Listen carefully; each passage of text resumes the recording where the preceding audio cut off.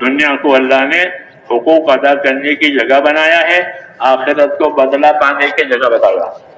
اللہ کا حق یہ ہے کہ اسی کی عبادت کی جائے اور کسی کی عبادت نہیں ہوگی۔ اس لیے ایمان کے بعد پہلی ذمہ داری عبادت کی آتی ہے۔ عبادت میں سب سے اونچی عبادت نماز ہے، کہ ہماری نمازیں صحیح ہو جاویں، ہماری نمازیں صحیح ہو جاویں۔ ہاں، نماز پر جو انعام ہے وہ اور کسی بات پر نہیں ہے۔ ایمان کہ ایمان کے بعد نماز پر بڑا انعام ہے۔ انی معکم لئن اقمتم الصلاۃ وآتیتم الزکوٰۃ وآمنتم برسلی، اللہ کا میں تمہارے ساتھ ہوں۔ کہ کب؟ کہ تم نمازیں قائم کرنے والے بنو گے، مال ہو تو زکوٰۃ دینے والا بنو گے۔ ہاں، کیونکہ زکوٰۃ مال ہونے کی صورت میں ہے اور نماز تو ہر حال میں ہے۔ ہاں، اس لیے کہا کہ میں تمہارے ساتھ ہوں۔ ظاہر بات ہے خدا اپنے خدائی کے ساتھ، اپنی قدرت کے ساتھ ہمارے ساتھ، کتنا بڑا انعام ہے۔ وہ کس پر ہے؟ کہ نمازوں پر ہے۔ اس لیے بڑی عبادت ہے امت میں، یہ بڑی عبادت، بڑا انعام کہ انی معکم لئن اقمتم الصلاۃ، میں تمہارے ساتھ ہو جاؤں گا۔ اللہ کہتے ہیں میری مدد، میری قدرت تمہارے ساتھ، اگر تم نمازوں کو قائم کرو گے۔ تو نمازوں کا قیام تمام مسلمانوں پر علی الاطلاق ہے، غریب ہو، امیر ہو، بیمار ہو، تندرست، ہر حال میں۔ زکوٰۃ تو مالداری کی وجہ سے ہے، نہیں تو نہیں ہے۔ ہاں، نماز علی الاطلاق ہے۔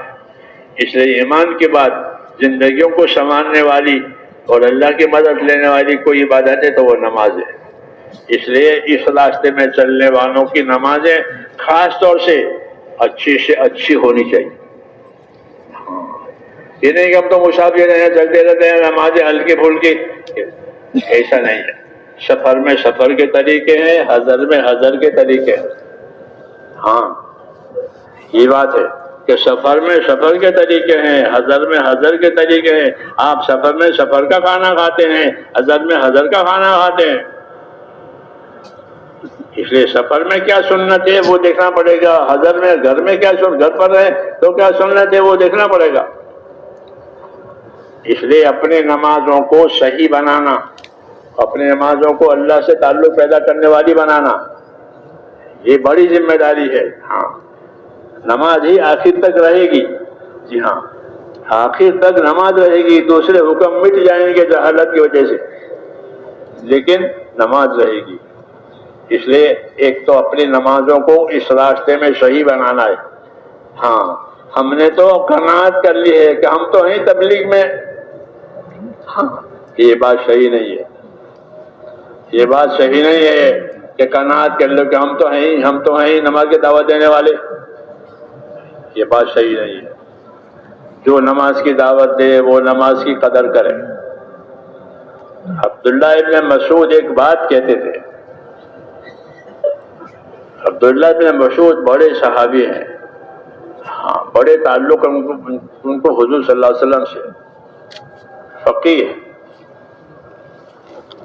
وہ فرماتے تھے کہ جو آدمی یہ چاہتا ہو کہ کل اللہ سے ایمان کی حالت میں ملاقات اس کی ہو، ایمان کی حالت میں جو اللہ سے ملاقات کرنا چاہتا ہو، ظاہر بات ہے کہ ہر مسلمان یہی چاہے گا کہ ایمان کے ساتھ میں اللہ سے ملوں۔ ایسا کون ہوگا جو کفر کے ساتھ اللہ سے ملنا چاہے، گناہوں کے ساتھ اللہ سے ملنا چاہے؟ تو یہ ترکیب ہے کہ جو یہ چاہتا ہو کہ کل اللہ سے ایمان کی حالت میں ملاقات کرے، تو اس کو کیا کرنا چاہیے کہ وہ نمازوں کو جا کر کے مسجدوں میں پڑھے جہاں اذان ہوتی ہے۔ نمازوں کو وہاں جا کر پڑھے جہاں اذانیں ہوتی ہیں، یعنی مسجدوں میں جا کر نماز پڑھے، وہی دعوت دیتے کہ اذان بھی ہوگی، اقامت بھی ہوگی، وہاں جا کے نماز پڑھو۔ کیوں کہ فرمایا نماز با جماعت جو ہے وہ تمہارے نبی کی سنت ہے۔ نماز تو فرض ہے درجے میں، لیکن آپ کی عادت اور آپ کی سنت یہ تھی کہ آپ نماز با جماعت مسجد میں ادا کرتے تھے۔ یہ معنی ہے سنت کا. جیسے تہجد پڑھنا آپ کی سنت ہے، چاشت کی نماز پڑھنا آپ کی سنت ہے، یعنی آپ کا طریقہ ہے کہ آپ سفر میں بھی چاشت کی نماز پڑھتے تھے.